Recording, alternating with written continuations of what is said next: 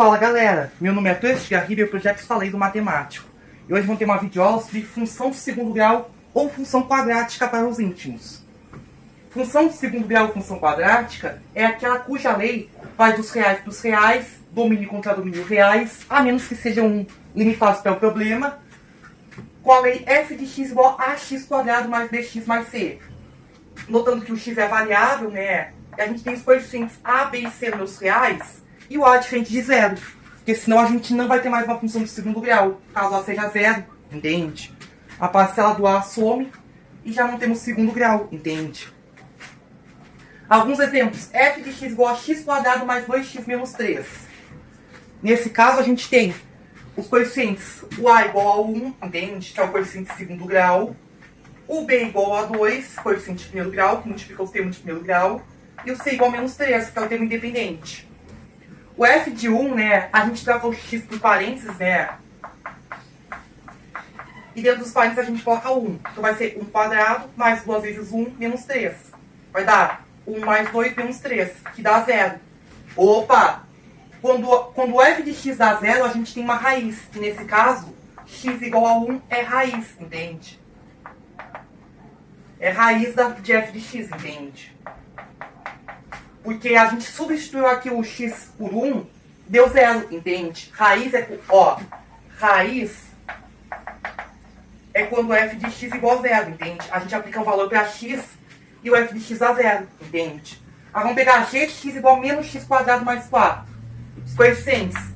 O a, que é menos 1, que é menos 1 vezes x quadrado, dá menos x quadrado. O b igual a 0, que não tem termo de primeiro grau.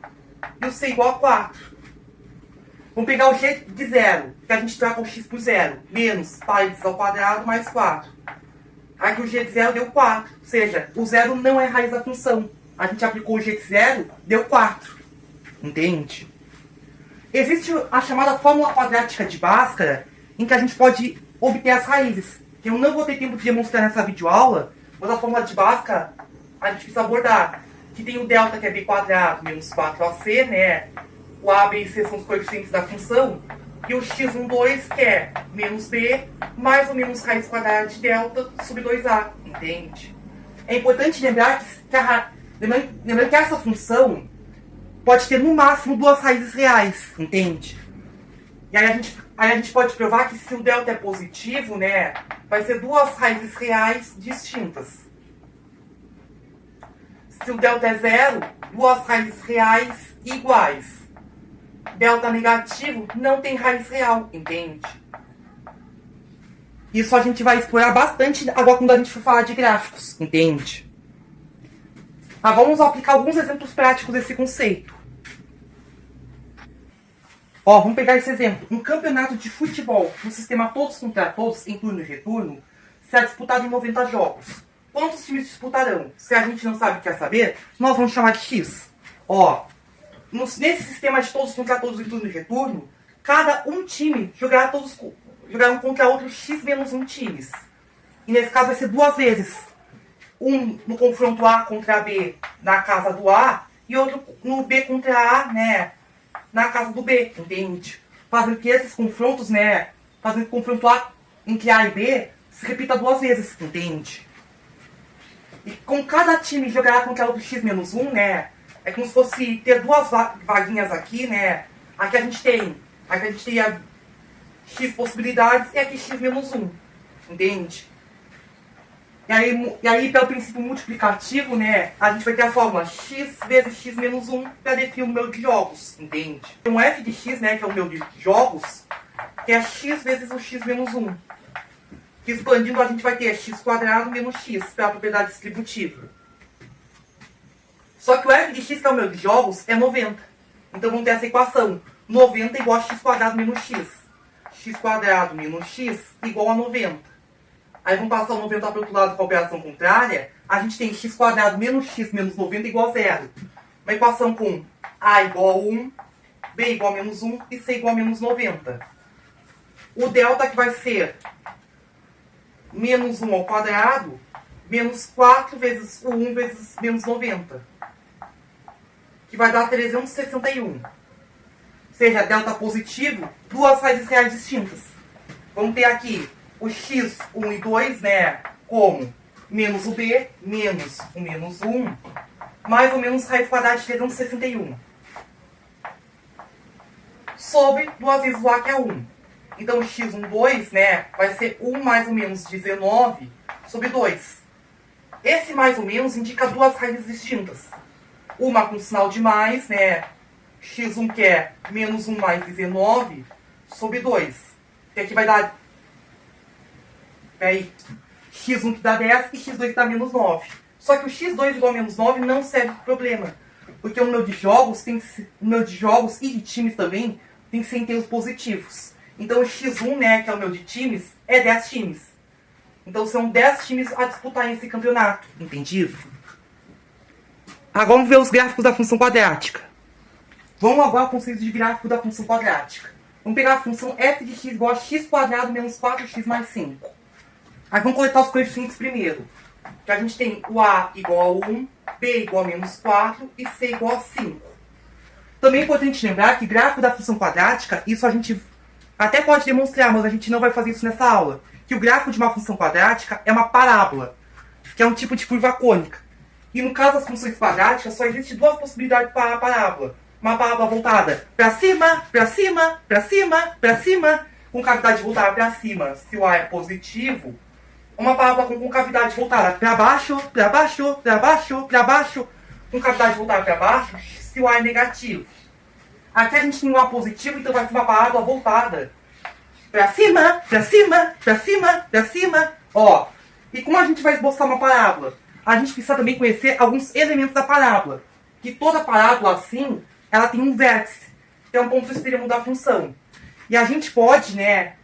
E a parábola também tem um eixo de simetria, entende? Que passa pelo vértice. Então a gente vai ter a relação f de x do vértice menos k igual a f de x do vértice, né, mais k. Em que a gente tem e com essa relação na função quadrática, a gente consegue determinar o x do vértice, né, por desenvolvimento algébrico, por menos b sobre 2a. E o y do vértice, que é o f do x do vértice. Joga o x do vértice aqui na função, e a gente consegue determinar com menos delta sobre 4a, entende? Essa aqui é a relação de simetria, onde a gente pode inclusive provar os vértices e também, de certa forma, a fórmula de básica, a gente pode demonstrar por ali, igualando tudo isso aqui a zero, entende? E também a fórmula do x do vértice e y do vértice, entende? Porque a fórmula de básica, né, permite determinar as raízes, que é o f de x igual a zero. Se a gente tem o f de x do vértice menos k e f do x vértice mais k iguais a zero, né, aí a gente está lidando com as raízes da função quadrática, entende? Agora, e aí conhecendo o vértice a gente consegue botar alguns pontos, entende? Ó, vamos pegar aqui o vértice da parábola. X do vértice, né, que é menos o b, menos o menos 4, sobre 2 vezes o a, que é 1. Menos com menos, mais 4. Sobre 2, dá 2. O y do vértice vai ser o f de 2, entende? Aí vamos ter 2 ao quadrado, menos 4 vezes 2, mais 5. Que vai dar 4, menos 8, mais 5. Que dá menos 4 mais 5, 1. Então a gente vai ter o vértice, né, como ponto 2, 1. Aí a gente pega aqui um plano cartesiano, eixo x e eixo y, né? Vamos ter os dois no eixo x e um no eixo y. Entende?